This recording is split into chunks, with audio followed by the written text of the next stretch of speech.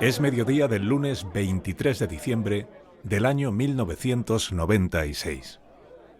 En el Salón Goya del Ministerio de Educación y Cultura, en Madrid, los altos cargos del departamento que dirige Esperanza Aguirre disfrutan de una copa de Navidad. Esa misma noche, los 15 ministros y ministras del primer gobierno de José María Aznar están citados en el Palacio de la Moncloa para asistir a la cena que ofrece el presidente del gobierno. El ambiente en el cóctel del ministerio es alegre y festivo. En los despachos han quedado algunos funcionarios que apuran el trabajo antes de tomarse unas vacaciones. En uno de ellos se recibe una llamada.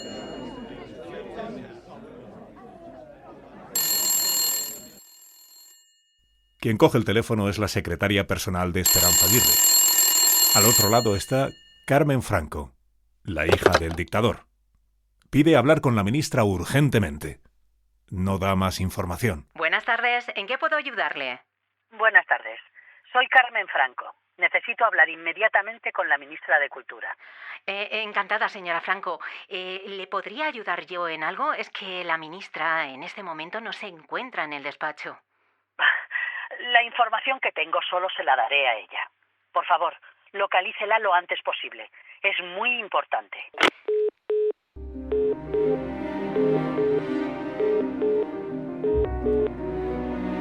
Lo que quiere contarle Carmen Franco a Esperanza Aguirre es que ha descubierto en una residencia familiar unos escritos que los historiadores llevan 6 décadas buscando. La hija de Franco ha encontrado los diarios robados de Manuel Azaña. La verdad es que fue una de las cosas más sorprendentes que me ha pasado en mi vida. Nada, me avisaron, no había móviles, fui al despacho y bueno, pues era para decirme que tenía un documento muy importante y que quería discreción total. Esos diarios, esos cuadernos, vaciando la biblioteca, los encontró. Y que le parecía que era un documento muy importante, que ella quería que estuviera en un lugar accesible para todos los españoles. Carmen Franco insiste en ver cuanto antes a la ministra. Quiere entregarle esos documentos a quien, en ese momento y en virtud de su cargo, es la máxima responsable del patrimonio artístico e histórico español. Esperanza Aguirre accede y acuerda encontrarse con ella esa misma tarde, antes de ir a la cena de Navidad que ofrece el presidente Aznar, que es un reconocido admirador, como sabe la propia ministra, de Manuel Azaña.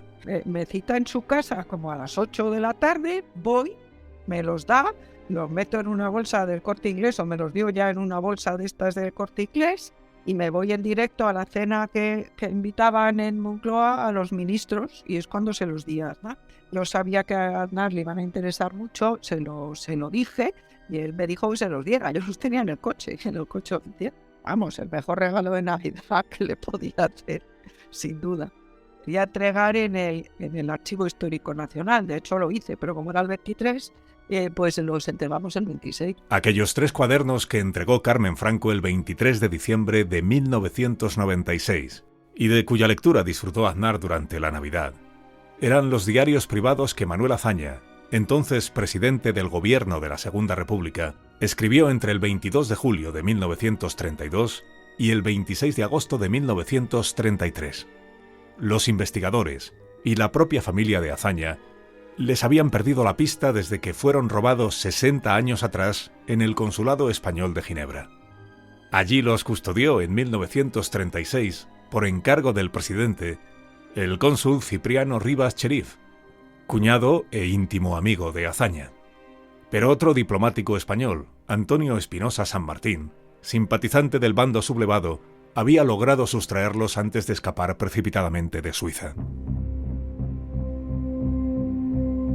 Durante más de medio siglo los historiadores se habían referido a ellos como los diarios perdidos o los cuadernos robados de Azaña.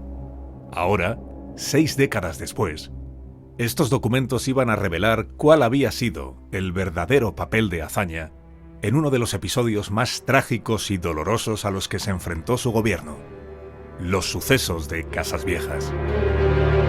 Esta es la crónica de una revolución fallida y de una cruel represión. El relato de la miseria, de la injusticia, del estigma y del silencio. La historia de 25 muertos que cambiaron el devenir de la Segunda República.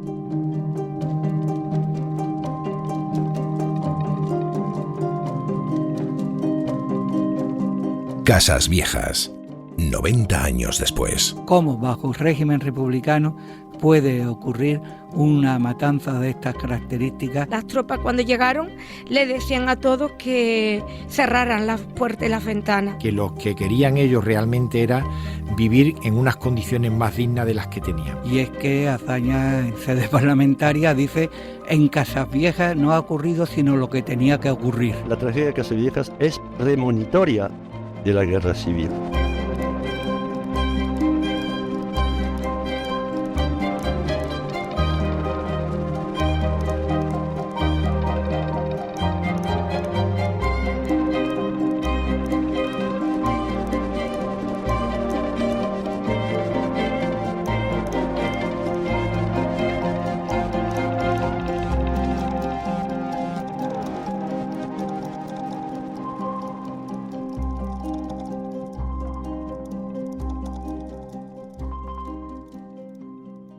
Capítulo 1. Antecedentes.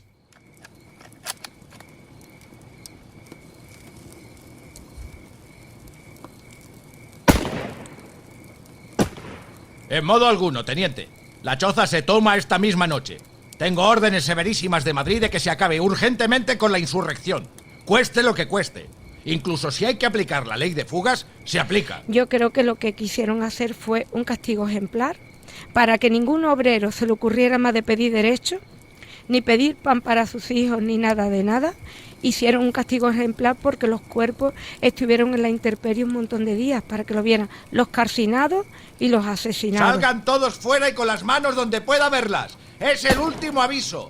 Salgan inmediatamente o le pego fuego a la choza.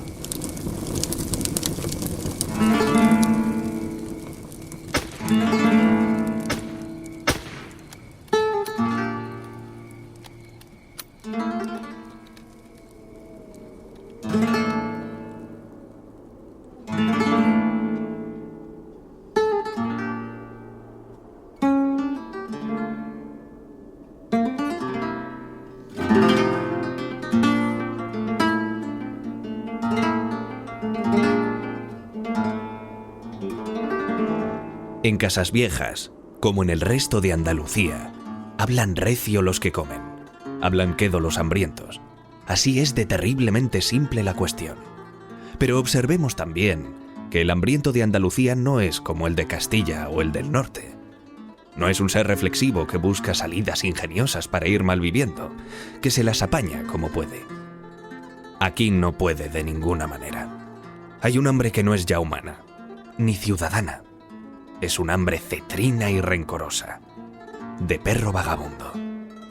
Como en Marruecos, los hombres son taciturnos y secos y tienen un rudimentario sentido filosófico que les hace ver en el hambre algo natural que va con la vida, como el sentido de la vista o el del tacto. Entretanto, la Guardia Civil, mirando con un ojo a los propietarios y con otro a los campesinos, ejerce un protectorado civil, según dicen unos, o una dictadura despótica, según los otros. Ramón J. Sender. Viaje a la aldea del crimen. 1934.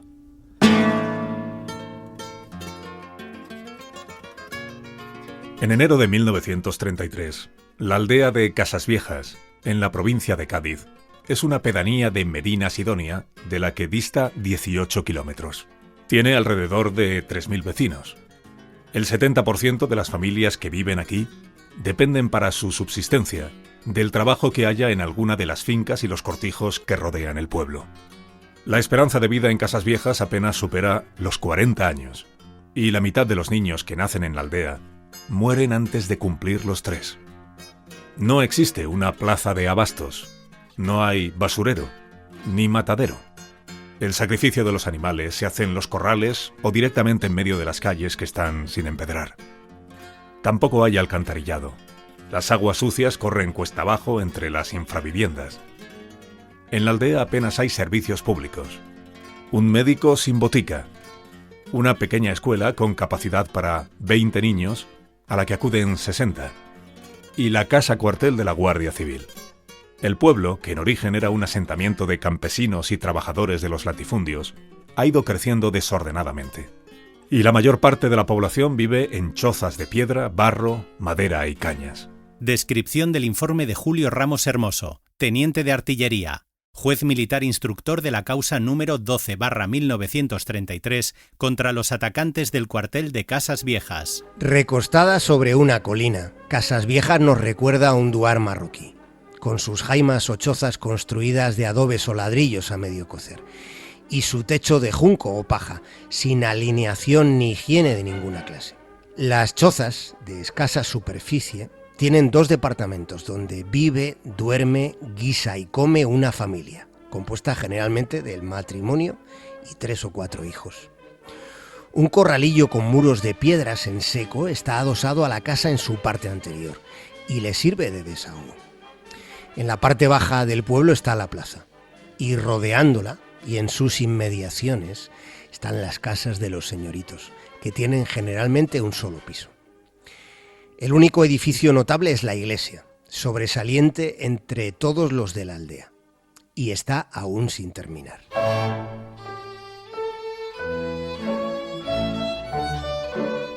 En Casas Viejas, como ocurre en buena parte de la Baja Andalucía y de Extremadura, una pequeña oligarquía agrícola y ganadera posee la mayor parte de la tierra. Latifundios y cortijos creados a partir de las desamortizaciones del siglo XIX. En el término de Medina Sidonia, apenas 30 propietarios controlan más del 60% de la superficie del municipio. Al otro lado, un ejército de jornaleros espera con ansia una peonada. La mayoría de los campesinos vive condenada buena parte del año al paro forzoso, al hambre y a la extrema pobreza. Cuando no hay trabajo, los parados reciben un poco de pan negro y una limosna de 1 peseta si son solteros y 2 pesetas si tienen familia. Gerard Bray, hispanista. Los jornales son más que insuficientes, además hay muchas temporadas de paro, no hay trabajo en el pueblo. El jornalero sin tierra no tiene más remedio que o bien la resignación, la inmigración o la rebelión colectiva mediante la huelga, por ejemplo, o la rebelión individual, es decir, el incendio de las mieses, por ejemplo, que se produce en muchas ocasiones en el verano. Hay noticias en la prensa que nos informan de esto. Y con la consecuencia también que es la acumulación de odios que esto supone. Francisco González Cabaña, alcalde de Benalup, Casas Viejas, entre 1983 y 2011. Pero claro, las tierras no eran de ellos. La reforma agraria de la República no había llegado al punto de dar esos terrenos en propiedad a los jornaleros. Las tierras eran de los grandes terratenientes, que normalmente estaban residenciados en Medina Sidonia o en Jerez o en Alcalá de los Gazules. Eran jornaleros que estaban a la que caía, ¿no? Todo era una economía de subsistencia mínima y se pasaba hambre.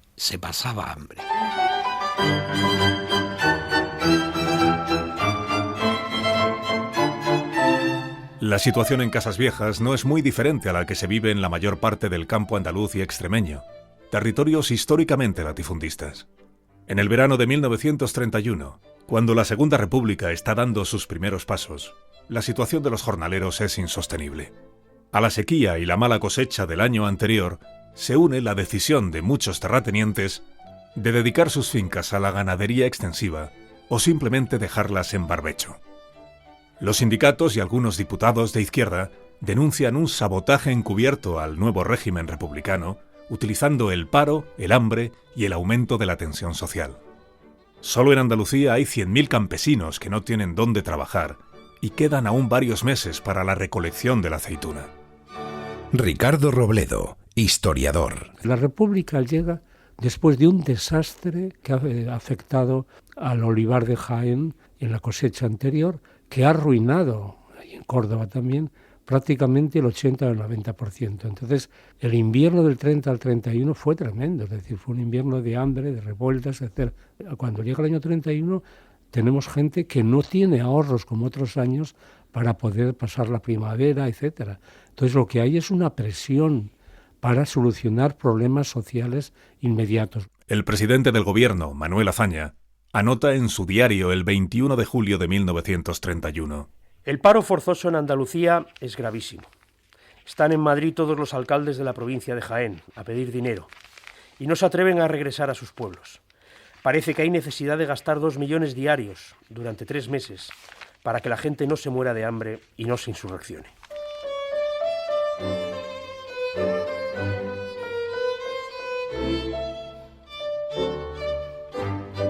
Una de las principales prioridades del nuevo gobierno republicano es la reforma agraria. La comisión técnica, que se crea en mayo de 1931, tiene listo su informe 2 meses después. El diagnóstico es contundente.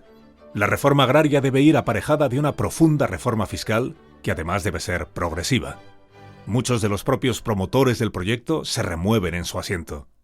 El mismo presidente de la República, Niceto Alcalá Zamora, miembro de una conocida familia propietaria rural de Córdoba, rechaza el dictamen de la comisión técnica. Ante el debate interno y apremiados por la urgencia social, el gobierno decide posponer la reforma agraria en favor de un plan de infraestructuras y obras públicas que beneficie a los pueblos con mayor necesidad de trabajo. A principios de agosto dimite el que tenía que hacer ese proyecto y se sacan de la manga un proyecto de obras públicas importante, porque son 300 y pico de millones de pesetas de un presupuesto de 4.000, es decir, que era un porcentaje importante. Y se destina fundamentalmente a tapar huecos de pueblos que tienen problemas, es decir, carreteras, caminos vecinales, etcétera, obras que tapen el estallido social.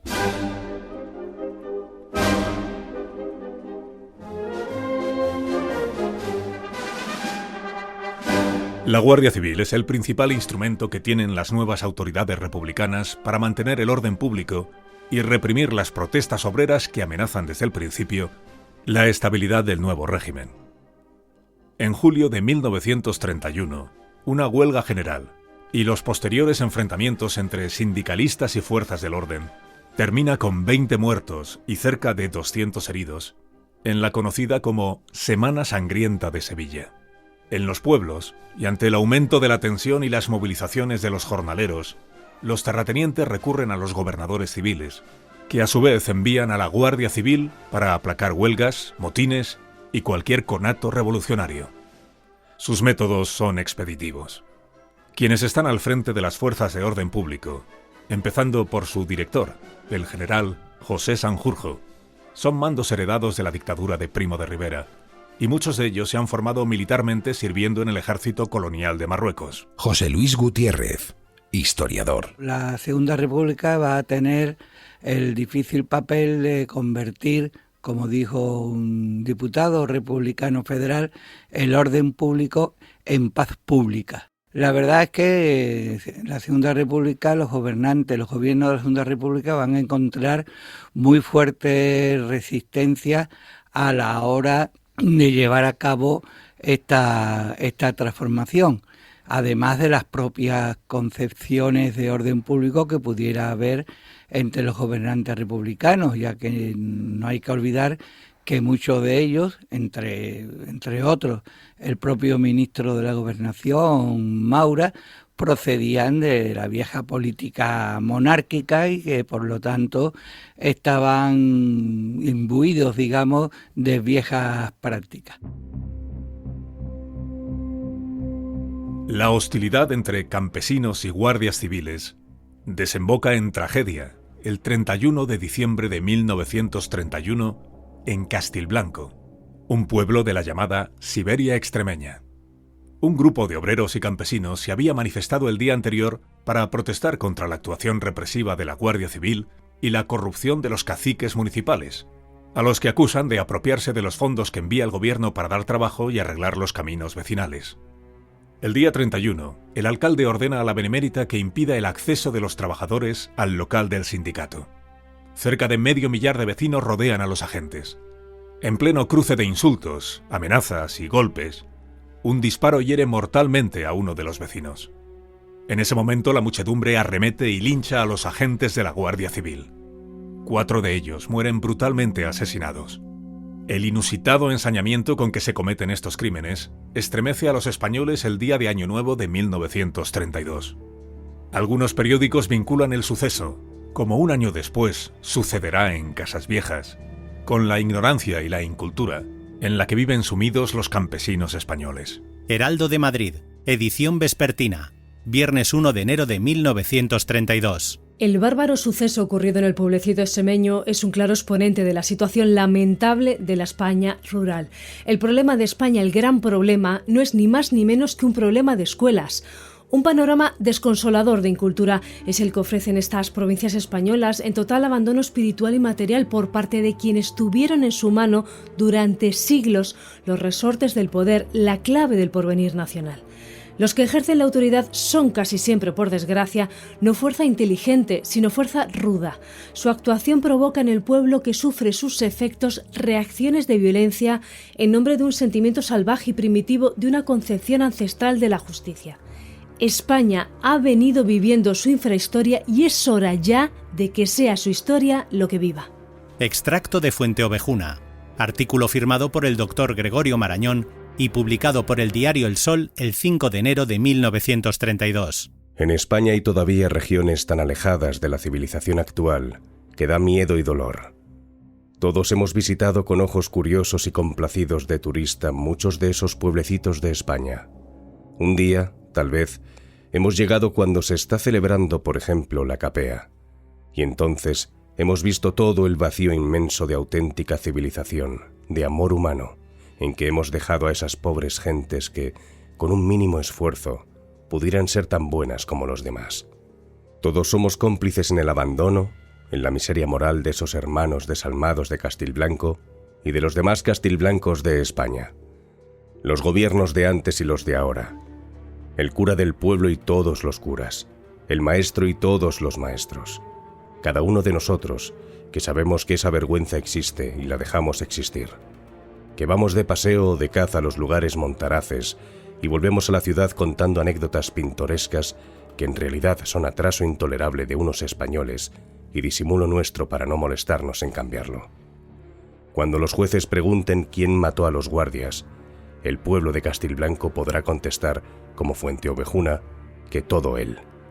Cuando nos lo pregunte la historia, toda España será Fuenteovejuna. Casas Viejas, 90 años después.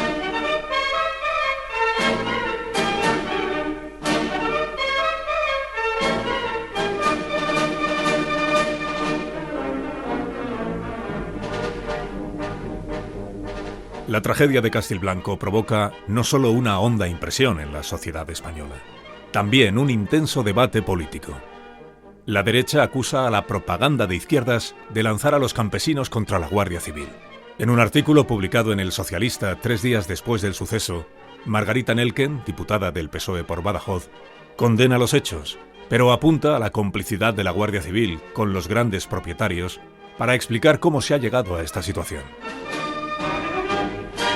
No es que creamos que la responsabilidad incumbe, ni directa ni indirectamente a la Guardia Civil. La Guardia Civil, por su disciplina, por la rigidez de su estatuto, es un mero instrumento en manos de quien la empuña.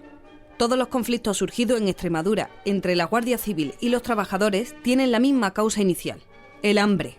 Y en todos estos conflictos, el trabajador sin trabajo frente a la tierra sin labrar, el recolector de aceitunas sin jornal frente a las aceitunas echadas a los cerdos, encuentra frente a su hambre, frente a sus brazos que solo anhelan empuñar el arado, encuentra siempre a la Guardia Civil. La Guardia Civil les ametralla por entrar a robar bellotas en terreno que con frecuencia eran del pueblo hace pocos años y que han pasado a ser de un amo sin que para ello haya mediado contrato de venta ninguno. La Guardia Civil, que no ha castigado ni siquiera llamado la atención a ninguno de los que abiertamente boicotean a la República o la ofenden en sus hombres representativos. La Guardia Civil, que sigue ostensiblemente, fehacientemente, defendiendo un orden que no es el de todos, sino el de unos cuantos, y precisamente el de aquellos que se opusieron al orden nuevo. La Guardia Civil, que contesta a una muchedumbre hambrienta y anhelosa de ganar un mísero mendrugo con un rudo trabajo, que el trabajo, ella, se lo dará a estacazo. Margarita Nelken no está sola en su crítica a los métodos que emplea la Guardia Civil. En el Congreso y en la prensa, diputados e intelectuales de izquierdas aprovechan esta tragedia para poner el foco en el papel que juega el Instituto Armado en la represión del movimiento obrero. El gobierno republicano socialista contemporiza.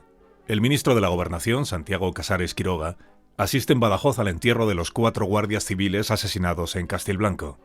En la sesión de apertura de las Cortes, el 5 de enero, el presidente del gobierno Azaña defiende públicamente la labor y la reputación del cuerpo y describe los ataques a la Guardia Civil como una maniobra para hacer descarrilar la República.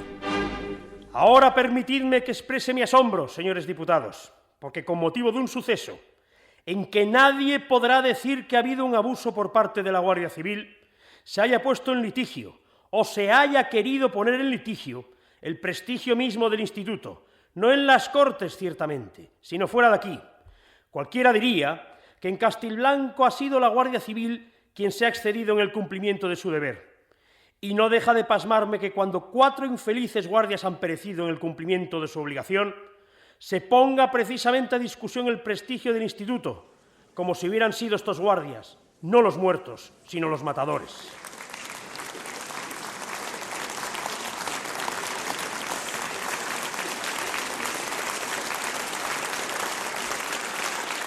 Esto no deja de ser un poco paradójico, señores diputados, y me hace pensar, me hace barruntar que quizá anden por ahí sueltas algunas pasiones torcidas que aprovechan cualquier momento y pretexto para buscar una situación difícil, no solo a la Guardia Civil, sino al Gobierno, es decir, no solo al Gobierno, sino a la República.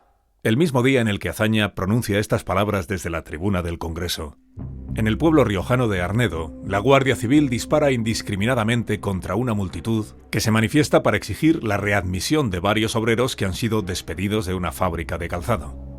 Las descargas provocan 11 muertos, entre ellos una madre y un niño de 4 años, y 30 heridos, algunos de gravedad, como un niño de 5 años al que tienen que amputarle una pierna. Diego Caro, catedrático de Historia Contemporánea en la Universidad de Cádiz. La Guardia Civil no estaba preparada para hacer frente a este nuevo tipo de conflictividad y va a responder pues como tradicionalmente lo había hecho, no disolviendo una manifestación, sino que cuando tenía que intervenir, pues normalmente, como no tenía otro tipo de instrumentos disuasorios, pues va a terminar atacando o defendiéndose de los manifestantes con disparos de arma de fuego y con el consiguiente número de obreros y heridos que quedaban después de cualquiera de estos conflictos.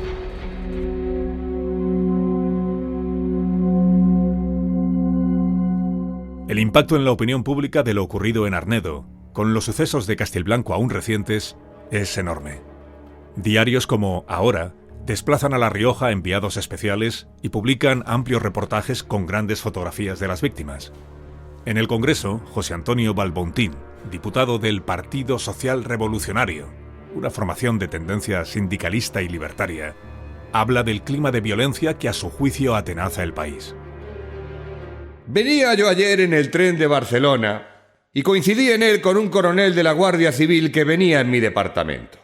Y decía a voz en cuello, para que le oyese todo el que no se tapara los oídos, que la República no defendía con eficacia a la Guardia Civil. Que la Guardia Civil tendría que defenderse por sí misma. Que lo que había que hacer, y así lo recomendaba él a sus subordinados, era reaccionar furiosamente contra la primera manifestación obrera o campesina que se pusiera a tiro. Porque había que cumplir el reglamento a rajatabla, opusiérase quien se opusiera. El reglamento de la Guardia Civil para este coronel y para otros elementos de su instituto es más fuerte y más sagrado que la Constitución misma que acabamos de aprobar aquí.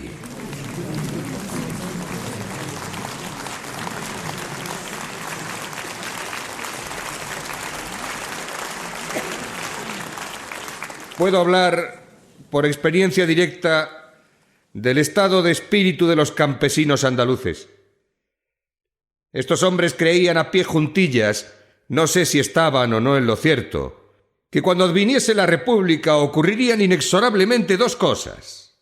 Se daría la tierra a los campesinos que la trabajaran y se suprimiría la Guardia Civil como instrumento inútil, porque se había dicho en brillantísimos discursos de los propios ministros actuales de la República que la Guardia Civil era un instrumento de opresión solo necesario con la monarquía. Pero que cuando la República viniese y estableciera la justicia social, la Guardia Civil desaparecería como cualquier otra cosa inútil de la Edad de Piedra. y con plena confianza en estas palabras y promesas, fiándose con razón en ellas. Los campesinos creían que se les daría la tierra y que la Guardia Civil quedaría suprimida, ya que solo existe para luchar, batallar y matar a los campesinos allí donde la gran propiedad está concentrada. Porque se da esta circunstancia especial. No hay choques, señores diputados, entre la Guardia Civil y los campesinos de las tierras del norte y de Levante, donde la propiedad está repartida. Los choques se dan donde está la gran propiedad, que se defiende por medio de la Guardia Civil precisamente, y los campesinos piden la tierra, o por lo menos, trabajo.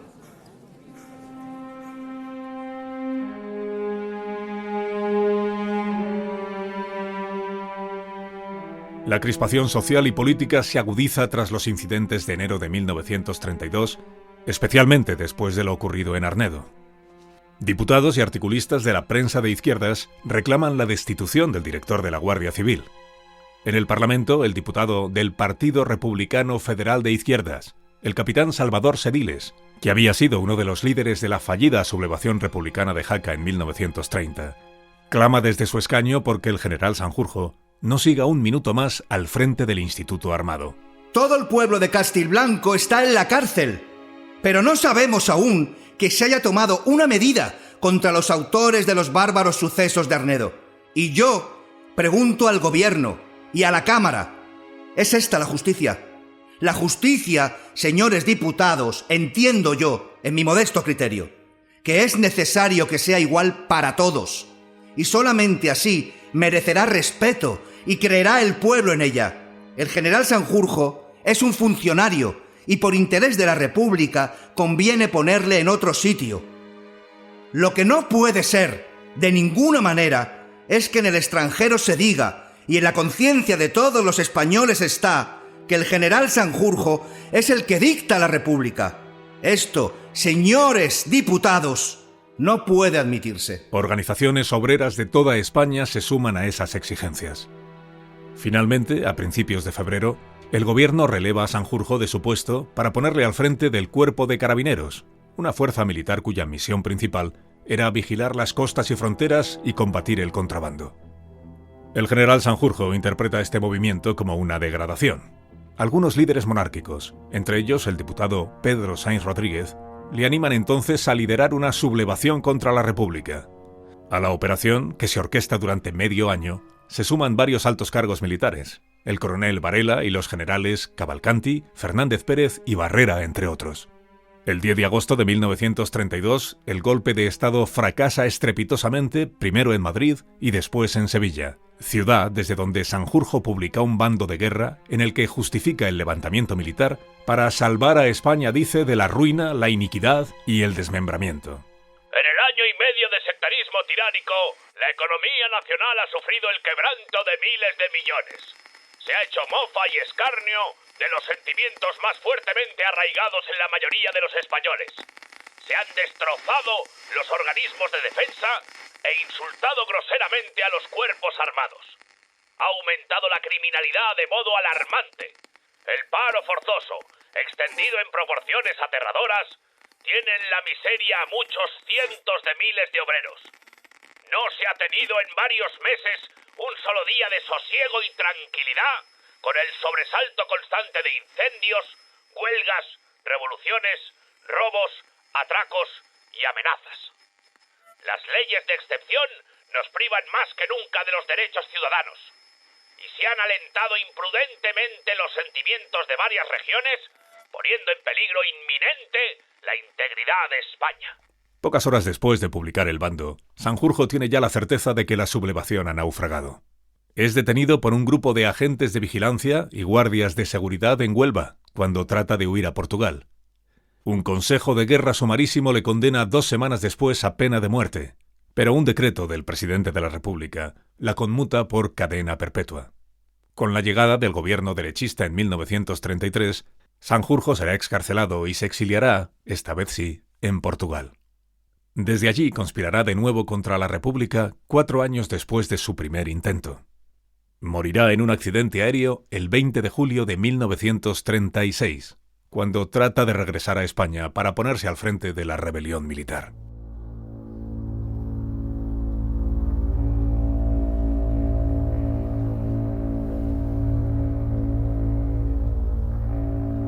El grave problema de orden público es uno de los grandes desafíos a los que hace frente el primer gobierno republicano. La Guardia Civil se ve a menudo desbordada, sus medios son insuficientes y sus métodos están anticuados.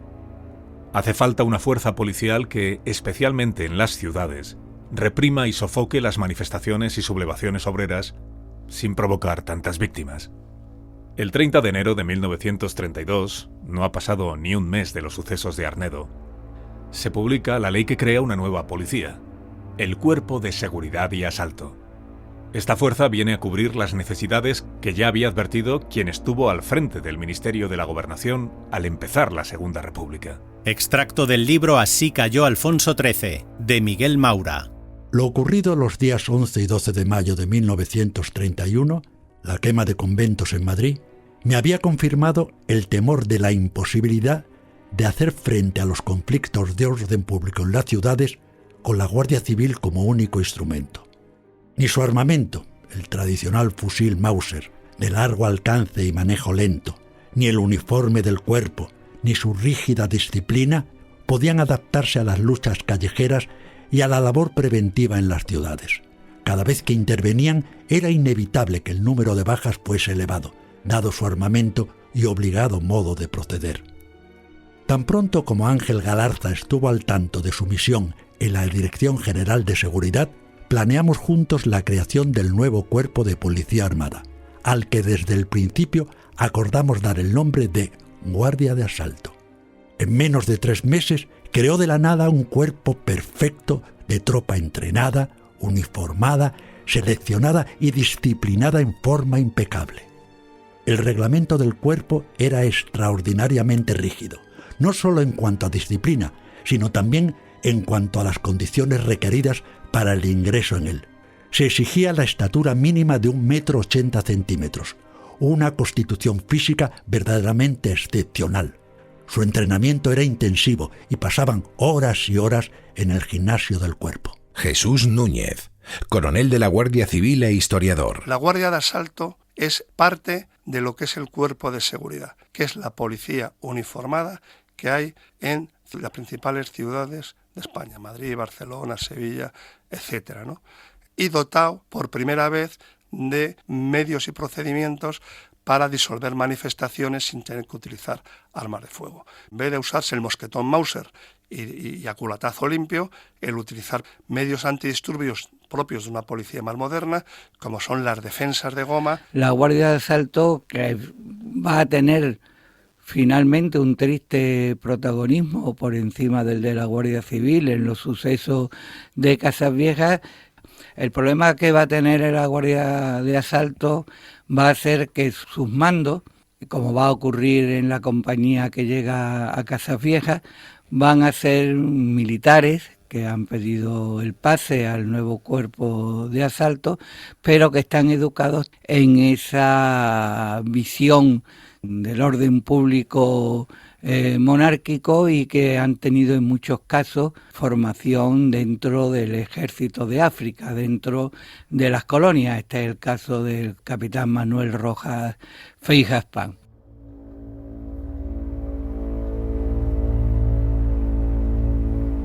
A finales del año de su creación, la Guardia de Asalto cuenta con cerca de 9.000 efectivos, entre oficiales, suboficiales y guardias.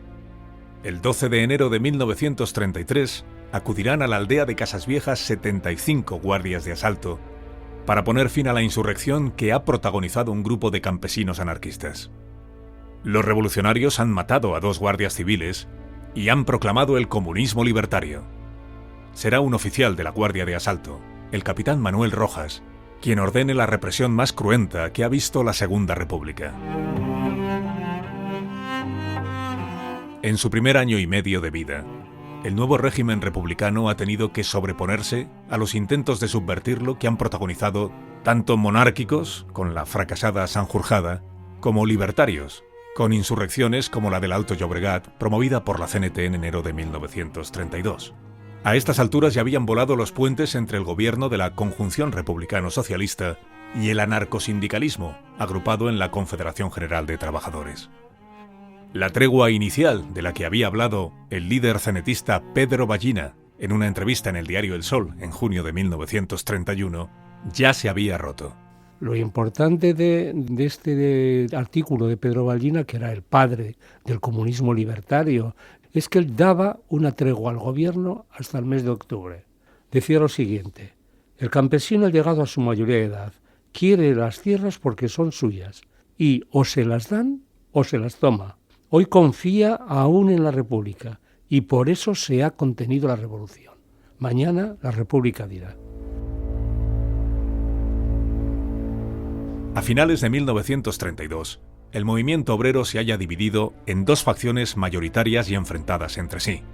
De un lado, la CNT, de ideología anarquista, y de otro, la Unión General de Trabajadores, la organización obrera vinculada al Partido Socialista. Mientras la UGT tiene una mayor representación en grandes núcleos urbanos como Madrid o Bilbao, el anarquismo prende con fuerza en dos territorios, Cataluña y Andalucía.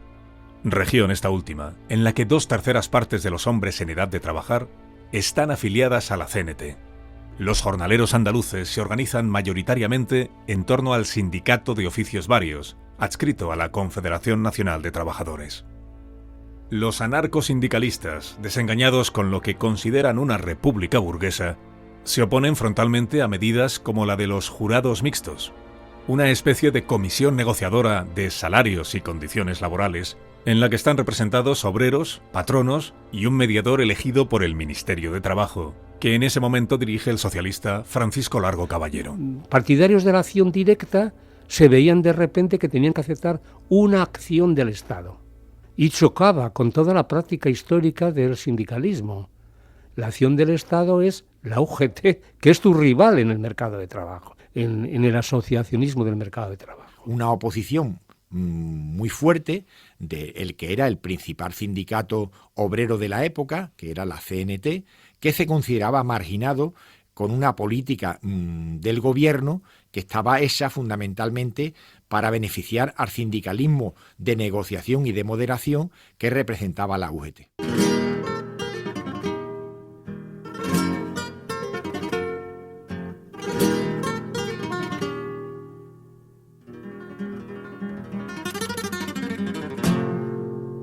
En Casasviejas, como en toda la provincia de Cádiz, los anarcosindicalistas son mayoría. En los días de los sucesos, los cenetistas cuentan con unos 300 afiliados, mientras que la UGT tiene entre 20 y 25. La ideología anarquista en la Baja Andalucía había prendido con fuerza desde finales del siglo XIX. El caldo de cultivo es propicio. Unos pocos terratenientes, muchos de ellos absentistas, son los dueños de la mayor parte de las tierras. Buena parte de estos latifundios ni siquiera se trabaja, o está poco aprovechada, lo que aboca a las masas de braceros y jornaleros a una vida de miseria. Para hacer frente al caciquismo y a la tiranía de los terratenientes que deciden salarios y condiciones, los campesinos recurren a las huelgas. No solo se trata ya de una cuestión económica, sino lo que se ventilaba en los campos era una antigua forma o manera de concebir la sociedad y la vida en concreto. Una expresión que van a utilizar mucho los latifundistas en aquellos años va a ser el de en los campos se ha perdido el respeto. Por lo tanto, poner en cuestión eso es poner en cuestión todo un mundo. Al Sindicato de Oficios Varios de Casasviejas, los propios afiliados lo bautizan, a principios de los años 30, con el nombre de Los Invencibles. Lo había fundado en 1914 José Olmo, un anarquista perseguido por los caciques de Medina Sidonia, que llega a la aldea buscando trabajo en los cortijos de la zona. Tras caer la dictadura de Primo de Rivera, y con la llegada de las nuevas libertades que trae el régimen republicano, el sindicato reabre en 1932. Una de las principales luchas de los jornaleros será que se cumpla la ley del laboreo forzoso, una norma aprobada en los primeros meses de la República que obliga a los grandes propietarios, bajo amenaza de expropiación, a poner en cultivo todas las tierras que ya hubieran sido labradas con anterioridad al decreto. En el conjunto del país son expropiadas más de 123.000 hectáreas. Pero en Casasviejas, como en el resto de la provincia de Cádiz, la más latifundista de España, la resistencia de los terratenientes es obcecada. Durante el debate que hubo en las Cortes después de los sucesos, un diputado por la provincia de Cádiz explicó que la aldea comprendía 6.000 hectáreas de tierra laborable y explicaba que el año que más se había labrado habían sido 2.000 hectáreas, pero que en el otoño de 1932 no se llegaron a labrar más que 1.300 hectáreas. Esto significa que ni siquiera una cuarta parte de las tierras laborables de la aldea de Casasviejas se cultivaban en aquel momento. La voz del campesino, Jerez, 16 de octubre de 1932. Al finalizar el pasado mes de septiembre, había entre Casasviejas y Medina Sidonia unos 800 obreros sin trabajo. En esa fecha fueron varias comisiones a exigirle a los alcaldes de ambos pueblos que dieran trabajo. Los alcaldes, viéndose acosados por los obreros, convinieron en citar a los patronos para obligarlos a sembrar para solucionar el paro forzoso. Pero todo sigue igual, porque los patronos oyeron a los alcaldes como quien oye llover y no acudieron a la llamada. El número de obreros parados pasa ya de 1.000. Los alcaldes ya no atienden, ni el gobernador tampoco. Los patronos no hacen las labores preparatorias para la siembra. Y según parece, para acallar el hambre de los campesinos se preparan fuertes retenes de la Guardia Civil. Aquellos son meses convulsos en la comarca.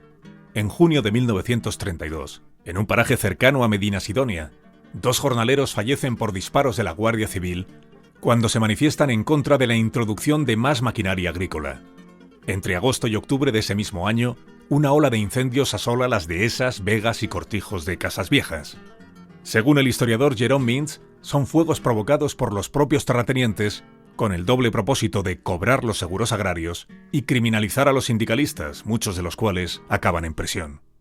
Apenas unos días después de los sucesos de Casasviejas, y sin conocer aún la verdadera dimensión de lo que allí había ocurrido, el presidente del gobierno, Manuel Azaña, anota en su diario: continúan las invasiones de fincas. Se hace propaganda diciendo que son atentados comunistas y sindicalistas. No es exacto. Los pequeños agricultores se mueren de hambre y muchos propietarios se niegan a dar tierra y trabajo. ¿Pedirán que nos limitemos a rechazar las invasiones a tiros? No será, sin embargo, la ocupación de un cortijo, ni la huelga de un grupo de jornaleros, ni la quema de mieses, lo que desencadene la tragedia de Casasviejas.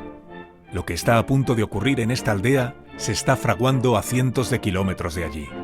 La sombra de una huelga general revolucionaria amenaza a la República. Casasviejas, 90 años después. Ay, qué triste ser la viuda que un marido llora, al quedarse sin la ayuda que le falta. No hago más que suspirar, no me puedo consolar. Y a que pienso con tristeza que ya la cabeza no va a levantar. Ay, qué triste es el vacío que ha dejado en una. Han puesto sus voces a este episodio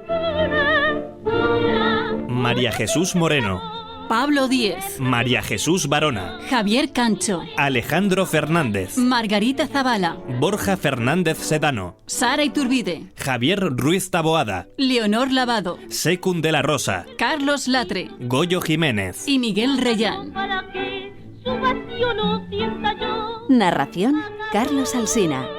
Dirección y guión, Jorge Abad. Producción, María Jesús Moreno y Marisol Parada. Diseño sonoro, Fran Montes.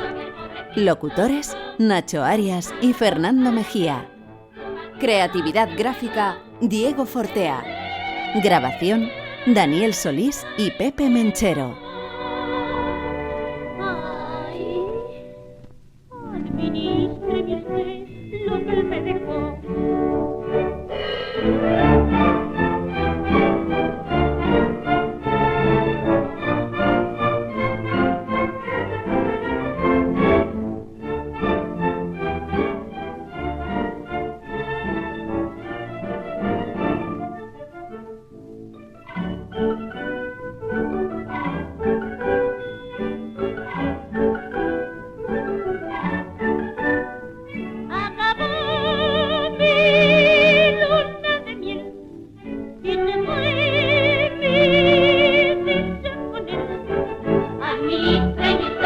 Lo del pobrecito dejó.